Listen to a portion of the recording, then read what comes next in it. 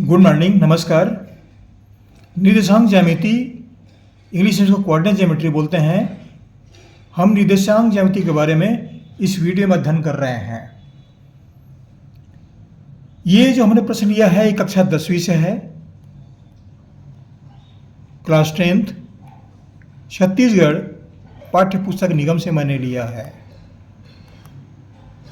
छत्तीसगढ़ पाठ्य पुस्तक निगम, वहाँ से ये प्रश्न लिया है। ये प्रश्न है, उस सरल रेखा का समीकरण ज्ञात कीजिए जिसकी प्रवणता 7/3 है और रेखा बिंदु 6, 0 से होकर गुजरती है।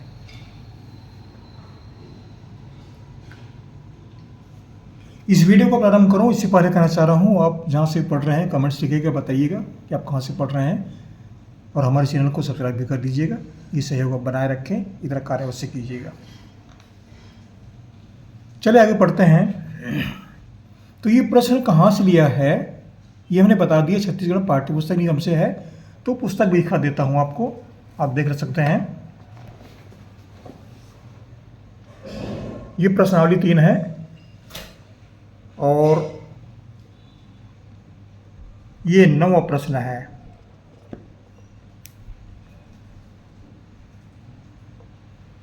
यहाँ से 9वां प्रश्न है ये वाला। उस रेखा का समीकरण ज्ञात कीजिए जिसकी प्रवणता 7/3 है और सरल रेखा बिंदु 6, 0 से होकर गुजरती है। ये आप देख सकते हैं, ये प्रश्न है। ये प्रश्नावली 3 का है। ये पुस्तक भी आप देख लीजिए, कक्षा 10, लिखा है छत्तीसगढ़, रायपुर। इतना बता देना पर्याप्त है। अब इस प्रश्न को ढूंढ सकते हैं, आसानी से ढूंढ लेंगे, कोई दिक्कत नहीं आएगा। इस प्रश्न कहाँ पर है आप ढूंढ लेंगे। अब देखिए, कभी कभी परिवर्तन भी होते रहता है, वही अलग बातें हैं, लेकिन अभी नहीं हुआ है। तो चलिए हम हल करते हैं। कैसे हल करें इस प्रश्न को?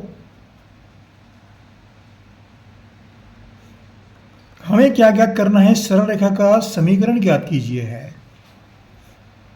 हमें सरल रेखा का समीकरण प्राप्त होगा। सरल रेखा का समीकरण,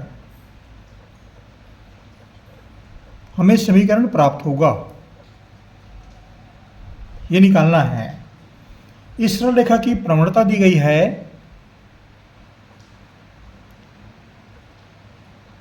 सरल रेखा की प्रवणता को ढाल भी कहते हैं या झुकाव भी कहते हैं। ये प्रवणता दिया गया है हमको 7/3। एक दूसरा बिंदु है जो रेखा पर स्थित है, बिंदु, मान लो इसको हम कुछ भी मान लेते हैं, बिंदु ए, बिंदु पी के निर्देशांक। ये निर्देशांक हमको दिया गया है 60। प्रवणता दिया गया 7/3, निर्देशांक दिए हैं 60। इससे होकर गुजरती है, बिंदु पी से होकर गुजर रही है। अब इसके लिए हमें प्रवणता तो दिया गया है, सरल रेखा का समीकरण बनाना है। ये सरल रेखा का समीकरण ज्ञात करना है। समीकरण कैसा होगा? अब देखिए, यहाँ पर सरल रेखा की प्रवणता का सूत्र क्या होता है ये बताने जा रहा हूं मैं।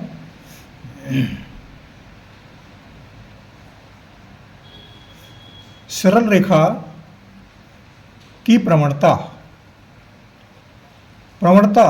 या ढाल, इसी को झुकाव भी कहते हैं, बराबर होता है y2 - y1 बटा x2 - x1। ये इसका सूत्र होता है। अब यहां पर देख लीजिए, एक बिंदु हमको मिल गया, दूसरा बिंदु कहां पर है, उसकी निर्देशांक क्या है हमको नहीं मालूम, लेकिन प्रवणता दिया गया है, ये मान दिया गया है,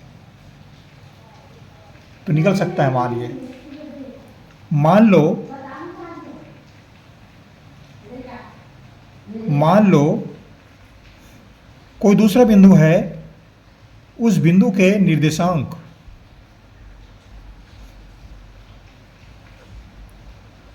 ये हैं एक्स वाई, ये मानना पड़ेगा, बराबर। अब देखिए दोनों पक्ष में मान रखते हैं, ढाल बराबर दिया 7/3, तो यहाँ लिखेंगे 7/3 बराबर y2 कौन सा है, ये y, इसको मान लीजिए y2 और ये y1, x2 x1, तो y2 बराबर y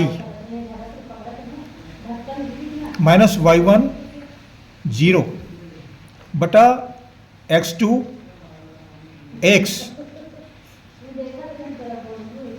और x1 ये दिया है 6। इस तरह समीकरण हमको प्राप्त हुए।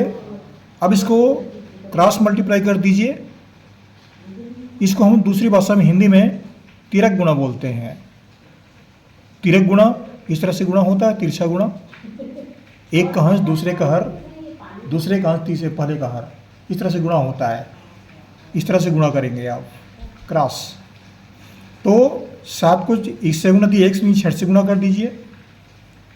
7 गुणित x ऋण 6 बराबर 3 को y ऋण 0 से गुणा कर दीजिए, y ऋण 0 बराबर। अब कोष्टक चिन्ह हटा दीजिए। 7 को 1 से गुणा कीजिए, 7x, ऋण चिन्ह नीचे उतारिए। 7 को 6 से गुणा कीजिए, 7 6 का 42। 3 को y से गुणा कीजिए, 3y। 3 को 0 से गुणा कीजिए, 0। इसको हम नहीं लिख रहे हैं, आवश्यकता नहीं है। अब y को पक्षांतर कर दीजिए। y को पक्षांतर कर देते हैं कौन से पक्ष में, बायां पक्ष में। ये बायां पक्ष में आएगा, इसका चिन्ह धन है, धन, तो ये इस पक्ष में आएगा तो ऋण हो जाएगा। पक्ष बदलने पर उस संख्या के चिन्हों में परिवर्तन होता है। ये पक्षांतर के नियम है। यहाँ पर हम पक्ष बदलने की क्रिया लिख सकते हैं। ये काम हम कर रहे हैं।